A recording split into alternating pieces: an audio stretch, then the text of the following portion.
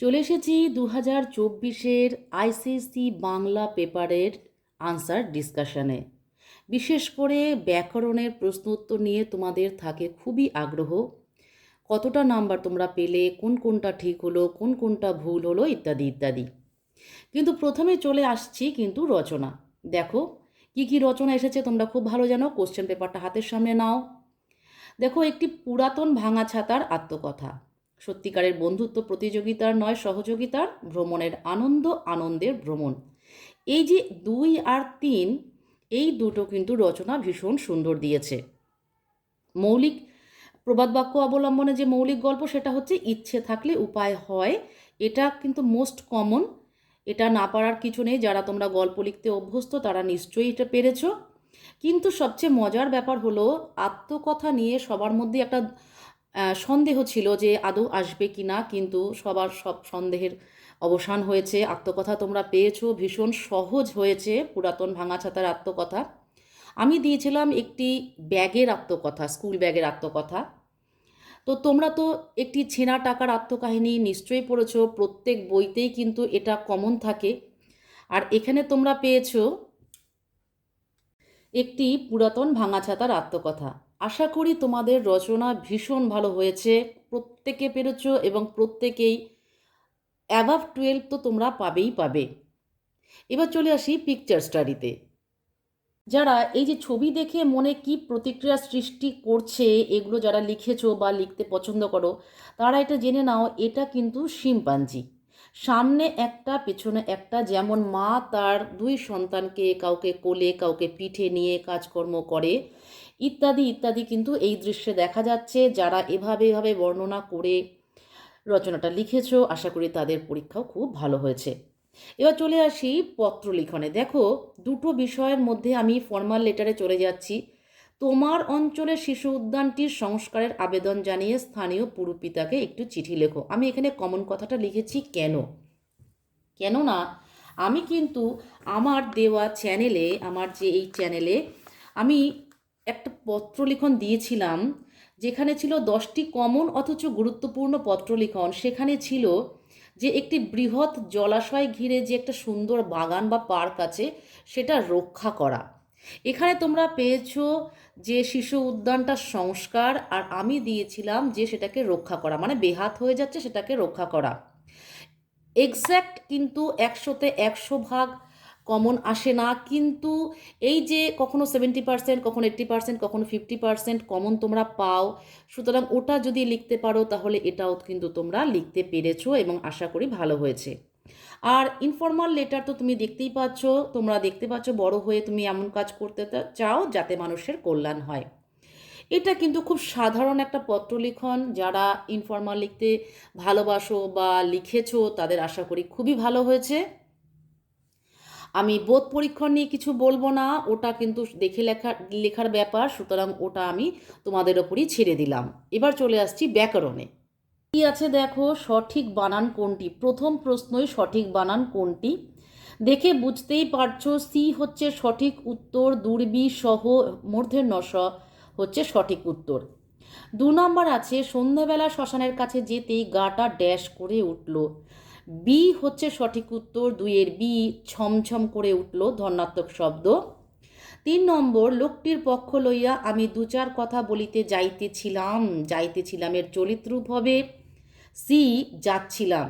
এত সহজ ব্যাকরণের কোশ্চেন হয়েছে কল্পনার বাইরে। দেখো 4 নম্বর কি আছে, নরেশের মতো ড্যাশ ছেলের সঙ্গে মেলামেশা করলে দুদিনে গোল্লায় যাবে। সঠিক বাগধারাটা বসাতে বলছে। বুঝতেই পারছো ইঁচড়ে পাকা, এ হচ্ছে সঠিক উত্তর। 5 নম্বরে চলে এলাম, কোন বাক্যে কান শব্দটি গ্রাহ্য করা অর্থে ব্যবহৃত হয়েছে। দেখো 5-এর বি, সবার কথায় কান না দেওয়াই ভালো, অর্থাৎ সবার কথা গ্রাহ্য না করাই ভালো।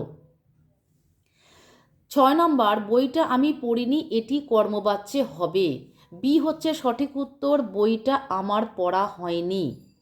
চলে এলাম 7 নম্বরে, যিনি প্রবাসে থাকেন তাকে প্রবাসী বলা হয়। সি হচ্ছে সঠিক উত্তর।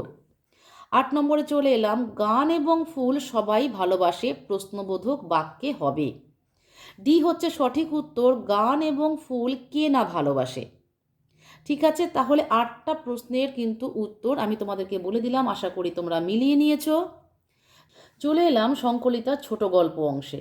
দেখো এখানে বামা থেকে প্রশ্ন এসেছে এবং আমি কমন লিখেছি। কেন লিখেছি? আমি যখন বলেছিলাম যে ফার্স্ট প্রায়োরিটি কোন গল্পগুলোকে রাখবে তার মধ্যে কিন্তু বামা ছিল।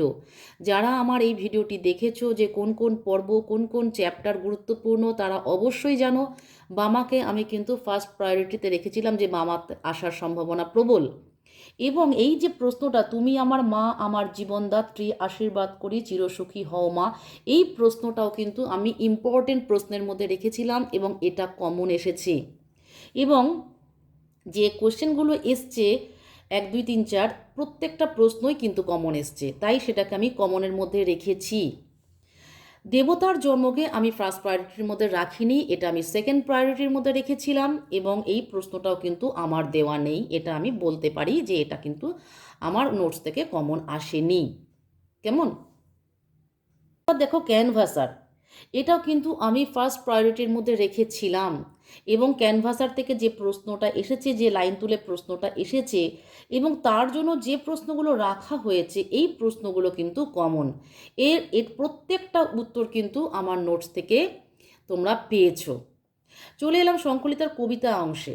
সংকলিতার যে ফার্স্ট প্রায়োরিটিতে যে 3টে কবিতা আমি রেখেছি, 3টে কবিতাই এসেছে একদম পরপর এবং যে প্রশ্নগুলো এসেছে সেই প্রশ্নগুলো আমার ইম্পর্টেন্ট যে প্রশ্ন রেখেছিলাম নোটস থেকে সেগুলোই এসেছে। সুতরাং কবিতা 3টে কবিতাই কমন এবং 3টে কবিতার যে 3টে প্রশ্ন সেট সেটাও কমন।